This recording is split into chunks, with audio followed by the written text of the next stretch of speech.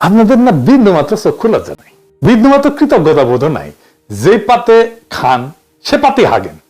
1975 15 আগস্টে মুজিবরে ফুটা না করলে আপনাদের দলের জন্মই হইতো না। সেই 15 আগস্টের বিপ্লবীদের বাঁচান নাই আপনারা। হাসিনা মামলা শুরু করেছিল, শেষ করতে পারেনি। আপনাদের টাইমে এসে জেলে রেখে দিচ্ছেন তাদের, যেন পরের টাইমে এসে ফাঁসি দিতে পারে, তাই করেছে। যে জামাত ছাড়া 2002 সালের নির্বাচনে ভূমিধ্বস বিজয় পাইতেন না, সেই বিএনপি আজকে জামাতের বিরুদ্ধে কামান দাগিচ্ছে। খামান জামাত নাকি স্বাধীনতা বিরোধী, রাজাকার, আল বদর। তাও তো সেই টাইমে বিএনপি তার জোট সঙ্গীকে জিতাইছিল, ভোট টোট দিচ্ছিল। এই টাইমে জোট সঙ্গীকে ভোট টোট দিবে না। যে সমস্ত জোট সঙ্গীকে তারা নমিনেশন দিছে তাদের তো এলাকায় ঢুকতে। বাংলাদেশে কিছু গান্ডু আছে, তাদের মধ্যে কিছু কিছু গান্ডু আছে যারা বেনপি করে আর গল্লিক খায়। এই যে গল্লিক, এদের মাথার উপরে চাপিছে ততোধিক গান্ডু। এই গান্ডুগুলা পাবলিকের শান্টিং খায়, চান্দাবাজি আর ধান্দাবাজি করতে যায়, আর সেই রাগ ঝাড়ে আমার উপরে। ভাবতে এমন আমি তাদের ক্ষমতার বাড়া ভাতে ছাই দিছি। শোনেন ভাইজানেরা, ক্ষমতা ছেলের হাতের মোয়া না যে চাইলেই পাওয়া যায়। দিল্লি হনুজ দুরস্ত, আগে যান ক্ষমতা, তারপর কোয়েন যে আসিছি। যে দলের নেতা কর্মীরা চান্দাবাজি কইরা টাকা কামায় আর চান্দাবাজি করতে না পারলে পেটে ভাত জোটে না, তারা আমার পেজে এসে লেদান, লজ্জা লাগে না? তারপরে আওয়ামী লীগের সাথে দল বেঁধে এসে লেদান।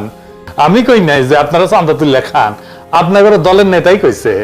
এই যে শুনেন, শান্টু শান্টু আপনাদের শান্টু মেরে দিছে, শুনেন। দল ক্ষমতা বেড়ে কিছু পাবেন না। এই কদিনে যা হয়েছে, বলতে এক বছরে ছোট ছোট চান্দাবাজি যা হয়েছে, এটা আমি হইতে দিছি। আমি কেন হইতে দিছি? এই জন্য দিছি যে 17 বছর আমার নেতা করবে কিছু। ওয়াকারের চোখে অশনি সংকেত দেখেছি আমি পরশুর ঘটনা, ক্যান্টনমেন্টে যেটা ঘটেছে। ঢাকা ক্যান্টনমেন্ট থেকে 46 ব্রিগেডের 8টা এপিসি মুভ করে জিয়া কলোনি থেকে বাইর হয় 11 অক্টোবর রাতে 1:30 থেকে 2টার মধ্যে ঘটনাটা ঘটে। 4টা বাইর হয় আর 4টা বাইরে থেকে ভিতরে ঢোকে। এপিসি মানে জানেন তো, আর্মার্ড পার্সোনাল ক্যারিয়ারে, যে এটা এইগুলা এক একটা এপিসির সাথে 2টা করে জিপ বোঝাই সৈন্য ছিল। তার মানে একটা সময় 8টা এপিসি আর 16টা জিপ মুভ করেছে সিভিলিয়ান এলাকায় ক্যান্টনমেন্ট থেকে বাইর হয়ে। শুধু এটা না, একই সাথে এয়ার ডিফেন্স আর্টিলারির সামনে ট্রুপস ডিপ্লয় করা হয়েছিল। জড়ো হয়েছিল ট্রুপস, কি কামে আর্মি জানে। 2 নাম্বার, আর্মি চিফের বাসার সামনে এক্সট্রা ট্রুপ ডিপ্লয় করা হয়েছিল, স্বাভাবিকের চাইতে বেশি। কেন আর্মি জানে। 3 নাম্বার, ক্যান্টনমেন্টের রাস্তায় যে ব্যারিকেড থাকে না, দেখেছেন তো যাওয়ার সময় ব্যারিকেড থাকে, ও ব্যারিকেড গুলো সরাই ফেলা হয়েছিল। ব্যারিকেড সরানোর মানে হইতেছে যেন দ্রুত ট্রুপস এবং যানবাহন মুভ করতে পারে। এটা ছাড়া তার কোনো কারণ নাই। আমি এটা যেভাবেই হোক খুব অথেন্টিক সোর্স থেকে জানিছি, এটা লাইভ করি, এবং আমি আশঙ্কা করি যে এটা একটা কু অ্যাটেম্প হইতে পারে। কেন এটা কু অ্যাটেম্প হইতে পারে? এটা 111 যে হইতে পারে, এটা তো বিএনপির মির্জা ফখরুল বহুবার বলছে। এই যে দেখেন পত্রিকার বাড়িছে, এইটা সাহেব শুনে দেন নিজের মুখে কি কইছে। সব কথা সব জায়গায় খুলে বলা যায় না, কিন্তু আমি আশঙ্কা করি যে আমরা যদি ঐক্যবদ্ধ না থাকি, আমরা যদি সতর্ক না থাকি, তাহলে যদি 1-11 মতো ঘটনা ঘটা এখানে অস্বাভাবিক কিছু নয়। 111 তো কুই ছিল নাকি? তো নিজের দলের নেতা 111 এর কথা কয়, আর আর্মি কুয়ের সম্ভাবনার কথা কইলে বিএনপির লোকেরা হাসাহাসি করে। মানে কই যায়? তা আমি এটা নিয়ে একটা লাইভ করি, কই যে এটা কুয়ের একটা প্রচেষ্টা হইতে পারে। আর রাস্তায় নেমে আসতে বলি ছাত্রদেরকে, যদি রাস্তায় এপিসি নামায়। যাইবার কিছুক্ষণের মধ্যে আমরা জানানো হয় যে সোর্সেই হোক যে এটা একটা রুটিন এক্সারসাইজ, এবং আমি সাথে সাথে ব্যাখ্যা করে পোস্ট দিচ্ছি এই যে এটা। তারপরে তো শুরু হইলো ট্রল, এক একজন এক এক কথা কয়। ইন্টারেস্টিং হইতেছে, যেমন কেউ কেউ কইতেছে আমারটাকে লোক আসে নাই, যদিও আমি ব্যাখ্যা করে দিছি যে এটা আর্মি থেকে জানানো হয়েছে যে এটা রুটিন, এটা এক্সারসাইজ, রোটেশন হইতেছে। তো কয় যে আমারটাকে লোক আসে নাই, তো ভালো কথা। আবার একই লোক আমারে কয় যে আমি মবস্টার, আমার কথা যদি লোক না আসে তাহলে আমি মব কেমনে তৈরি করি, আর আমি যদি মবই তৈরি করি তাহলে আমারটাকে লোক আসবে না, এটা কেমনে হয়? হ্যাঁ, আমারটাকে লোক আসে নাকি আসে না সেটা তো প্রমাণ হবে রাজনৈতিক লড়াইয়ের মাঠে। আমি তো রাজনৈতিক দল করি না, আমার কোনো দল নাই। যাদের দল আছে তাদের ডাকে কেমন লোক আসে ওটা আমরা দেখেছি। ওই অ্যাডম আমরা দেখেছি গত 17 বছর। খালেদা জিয়ার বাড়ির সামনে বালু ট্রাক সরানোর লোক পাওয়া যায় নাই। হ্যাঁ, আর এখন হ্যাডমের একেবারে হারকিলিস হয়ে গেছে। অফিসের সামনে কর্মীর চাইতে পুলিশ বেশি থাকতো, দেখেছেন? সাধারণ মানুষকে রাজনৈতিক কর্মসূচিতে সম্পৃক্ত করার, আকৃষ্ট করার ক্ষমতা একজন রাজনৈতিক দলের বাইরের ব্যক্তি হিসেবে খুব অল্প কয়েকজন মানুষের আছে। খোদা তাআলার কৃপায় তার মধ্যে তালিকার নিচের দিকে হলেও আমার নামটা থাকবে। একদম শেষ দিকে হইলেও থাকবে। কতদিন থাকবে জানি না, যতদিন সাধারণ মানুষের কথা বলবো ততদিন তো থাকবে আশা করা যায়। আর ওই শক্তি যখন মাঠে দেখাবো তখন ওই ঠাপের কথা বিএনপির গান্ডুগুলারে কই। শহীদ president Ziaur Rahman de facto এবং ডি জুরা মিলায় ক্ষমতায় ছিলেন 5 বছর 6 মাস 23 দিন। কয়া দিলাম লিগে রাখেন। এর মধ্যে কু হয়েছে কয়টা জানেন? 19টা। শেষবার কু করছিল 24 ইনফ্যান্ট্রি ডিভিশনের জিওসি মেজর জেনারেল মঞ্জুর, যিনি একসময় জিয়ার অত্যন্ত ঘনিষ্ঠ মিত্র ছিলেন। সেইবার আর উনি সার্ভাইভ করতে পারেন নাই। কয়েক মাস পর পর একটা করে কু হইতো। গোয়েন্দা সংস্থা থেকে কিন্তু জিয়া রহমানকে সতর্ক করা হয়েছিল, কর্ণপাত করেননি। অ্যান্থনি মাসকারেনাসের মতে জিয়া ব্যক্তিগতভাবে মঞ্জুরকে গভীর সম্মান করতেন। চট্টগ্রাম ক্যান্টনমেন্টের সৈনিকদের অস্বাভাবিক মুভমেন্টের কথা জিয়াকে জানানো হয়েছিল, কিন্তু উনি গুরুত্ব দেন নাই। সম্ভবত আগের কুগুলা কাউন্টার করতে পেরে কনফিডেন্স বেড়ে গেছিল ওনার। পরের ইতিহাস তো আমাদের জানা। এরশাদের সময়ও কমপক্ষে 7টা কু হয়। রওনক জাহানের এই বই বাংলাদেশ প্রমিস এন্ড পারফরমেন্স, এইটাতে 7টা কুয়ের কথা বলা আছে। 11তে তো আবার কু হয়। বিএনপি সরকারের ইয়াজউদ্দিনের ক্ষমতা কেড়ে নেওয়া হয়, সে তত্ত্বাবধায়ক সরকারের প্রধান ছিল।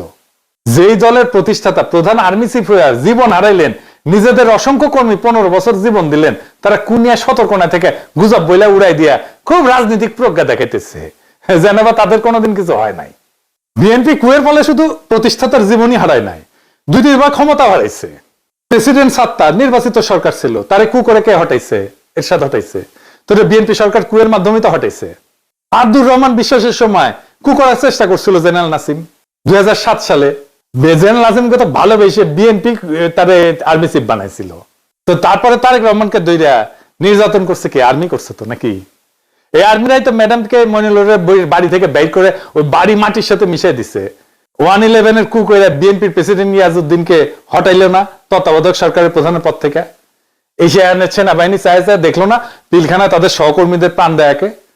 কারণ ইন্ডিয়া কইছিল পিলখানা অভিযান করলে ইন্ডিয়ান আর্মি বাংলাদেশে মার্চ করবে, ঢুকে দেবে। কোনোদিন জিজ্ঞেস করে নাই ইন্ডিয়াকে যে পিলখানায় আমি অভিযান চালাইলে তুমি আমার দেশে মার্চ করার কে? এই সেনাবাহিনীর ক্যান্টনমেন্টের ভিতরে আয়নাঘর হইল। এই সেনাবাহিনী 2024 জুলাই আগস্টে গুলি চালাইলো, ছাত্র জনতা মারলো, আশ্রয় দিল আওয়ামী লীগ আর পুলিশের দুর্বৃত্তদের, পালাই যাইতে দিল নিজের বাহিনীর দুর্বৃত্ত জেনারেলদের, এমনকি আওয়ামী লীগের নেতাদেরকেও। এরপরে এদের শিক্ষা হয় না। কি প্রগাঢ় বিশ্বাস এদের এই জেনারেলদের প্রতি। আর একটা জিনিস বিএনপির গান্ডু ছাপড়ি বুদ্ধিজীবীদের জানাই দিই, ওরা জানে না কি সেটা। আসেন এটা দেখি। বিএনপি সরকারের তো ভারত 2007 সালে জানুয়ারি না, তার 2.5 বছর আগে 2004 সালে সেপ্টেম্বরে কু করে ফেলা দিয়ে হাসিনাকে ক্ষমতা বসাইতো আজীবনের জন্য। এর জন্যই তখন বাংলাদেশে একের পর এক রহস্যজনক জঙ্গি হামলা হওয়া শুরু করে 2004 সাল থেকে। এরপরে রহস্যজনক ভাবে 21 আগস্ট গ্রেনেড হামলা হওয়ার পর বাংলাদেশ সেনাবাহিনীর প্রাক্তন সেনাপ্রধান এবং আওয়ামী লীগের 1996-2001 সালে সাবেক জ্বালানি মন্ত্রী নুরুদ্দিন খান সেপ্টেম্বর মাসে আমেরিকান রাষ্ট্রদূত হ্যারি কে টমাসের সাথে দেখা করে আমেরিকান সরকারের গ্রিন লাইট চাই কু করার জন্য। কু করার জন্য। এবং এই জন্য সে সেনাবাহিনীর বিভিন্ন কর্মকর্তার সাথে কথা বলে রাখছিল। আমেরিকান রাষ্ট্রদূত এরপর তৎকালীন বিএনপি স্থায়ী কমিটির সদস্য লেফটেন্যান্ট জেনারেল অবসরপ্রাপ্ত মাহবুর রহমানের সাথে দেখা করে এবং এই বিষয়টা জানায়। বিস্ময়করভাবে মাহবুর রহমান এই ব্যাপারে খুব বিস্ময় প্রকাশ না করে রাষ্ট্রদূতকে উত্তর দেয় যে আমেরিকা যদি গ্রিন সিগন্যাল দেয় তাহলে অবশ্যই কু হবে। হ্যাঁ, বিএনপির নেতা সে বলতেছে কু হবে। তিনি তার নিজের দলের প্রধানমন্ত্রী খালেদা জিয়াকে সেই মিটিং এ তুচ্ছতাচ্ছিল্য করে কথা বলেন। এই হচ্ছে বিএনপির নিজেদের ভিতরের ঐক্য। যাই হোক, এখন আসেন দেখি কু করতে কত সেনা লাগে। মুজিবরে ফুটা করতে সাকুল্যে 300 সোলজার গেছিল। জিয়াকে হত্যা করতে গেছিল মাত্র 40 জনের একটা দল। একটা কু করতে বেশি লোক লাগে না রে বেকুবের বাচ্চা গান্ডু। বাংলাদেশ ঘর পড়া গরু, তা আমরা সিঁদুরে মেঘ দেখলে ভয় পাবো। 8টা এপিসিআর 16 জিপ সৈনিক যে কোনো দুর্ঘটনা ঘটানোর জন্য যথেষ্ট। নিজেদের একটা নৌবহর শান্তির সময় এক জায়গা থেকে অন্য জায়গায় গেলে শত্রু দেশকে ইনফর্ম করে সেনাবাহিনী। সিভিল প্রশাসনকে না জানায় গভীর রাতে এপিসির মুভমেন্ট, এটা কোনোভাবেই গ্রহণযোগ্য না। সোজা কথা, ফুল স্টপ। আমার আশঙ্কা যে এটা ওয়াকার একটা পরীক্ষা করেছে যে আমরা কেমন রিয়াক্ট করি। গান্ডুদের আফসোস যে এটা কেন পিনাকে আগে জানলো, তারা কেন জানলো না আগে? আগে জানবো কেন রে বেকুবের বাচ্চা? তোরা তো নিজের দলের নেতাকে রক্ষা করতে পারিস, তোরা তো ঘুমেছিল যখন জিয়াউর রহমানকে খুন করে, হত্যা করে। চট্টগ্রাম ক্যান্টনমেন্ট থেকে ওই সার্কিট, চট্টগ্রাম সার্কিট হাউস, এটা 10-11 মাইল না 12 মাইলের মতো না। এই 12 মাইল আসলো একটা গ্রুপ সন্দেহজনক ইয়েতে, কেউ খেয়াল করলো না। এই তো হইতেছে ইন্টেলিজেন্স। তো ঘুমেছিল কেতরা? তো জায়গায় থাকলে কভার পারল নি যে আমরা যাচ্ছি বাঁচানোর জন্য, যাচ্ছি আমাদের প্রেসিডেন্টকে। পারিস নাই তো সজাগ থাকলে তো করবো। তো ঘুমাস তো, নাক ডেকে ঘুমাস, ঘুমানোর সময় আবার নাকও ডাকে তোকে। এডিটর সাহেব নাক ডাকার এনে সাউন্ড দেন, ক্যাঙ্কা নাক ডাকে বিএনপির লোকগুলো, সেটা দেখিয়ে না। কেউ কইতেছে, আমি আরো কেন কনফার্ম হইলাম না, আর আমার কাছে তো রিয়েল টাইম তথ্য আছে সিভিল প্রশাসনের শীর্ষ পর্যায় থেকে। 46 ব্রিগেডের ব্রিগেড কমান্ডার মফিজুলের ফোনে 1000টা ফোন করা হয়েছে নানা মানুষকে দিয়া, আর মফিজ মিয়া ফোন ধরে না। তো আপনার কি মনে হয় যে সে ঘুমাইতেছিল? মোটেই না, ইচ্ছা করে ফোন ধরে নাই। এই সময় কি করা যায়, কি করা উচিত? চুপ করে বসে থাকা, কনফার্ম করা, আর কি করে ফেলবো? এই প্রসঙ্গে কর্নেল মোস্তাফিজের বক্তব্য শুনি, কি কইছে। পিনাকিদাকে দেখছেন না একটা লাইভ করতে, যে 46 ব্রিগেডে একটা মুভমেন্ট হয়েছে। হ্যাঁ, this is a routine movement, but এটা প্ল্যান করে এখন নিয়ে আসা হয়েছে। কাদেরকে থামানোর জন্য? যে ছেলেগুলা রাস্তা নামছিল বলার জন্য যে এই যারা গুম খুনের সাথে জড়িত তাদেরকে পুলিশের কাছে হ্যান্ড ওভার করে দিতে হবে, তাদেরকে যেন জেনারেল ওয়াকার বাঁচাইতে না পারে। এটা কভার করার জন্য একটা চিকন বুদ্ধি করছে। মানে আমি এটা কেমনে জানলাম? আমি তো সবসময় এটা নিয়ে অনেকে ফান করে, যারা ওয়াকারের পালিত কিছু কুকুর আছে, কিছু হলেই আইসা যুক্তিতর্ক বাইর হয়ে যায় আর কি, যেখানে সেখানে আমি লাইভ করি। ওই কুকুরগুলা তখন এই যে এই সুযোগটা নিছে আর কি, কুকুরগুলা দিয়া স্প্রেড করা যে সাপও মারলো লাঠি মানে ভাঙলো না, কি যে এই এপিসি মুভমেন্টটা ইচ্ছা করে এই টাইমে করা হয়েছে যেন এটা একটা থ্রেট হয়। সবাই এই যে গরম হয়েছে, আমি জাস্ট ভারমন্টের দিকে আইসা আলবেনিতে লাঞ্চ করার জন্য রেস্টুরেন্টে উঠছি, সাথে সাথে 4-5 জন আমাকে ফোন করছে যে এই হইতেছে, হোয়াট ইজ দ্য নিউজ। আমি কয়েকজনের কাছে নিউজ দিলাম, তাদেরও কোনো রেসপন্স পেলাম না। অবশ্যই মনে হলো এরকম একটা হলে তো আমার 1-to-1 জানার কথা, হ্যাঁ গ্যারান্টি।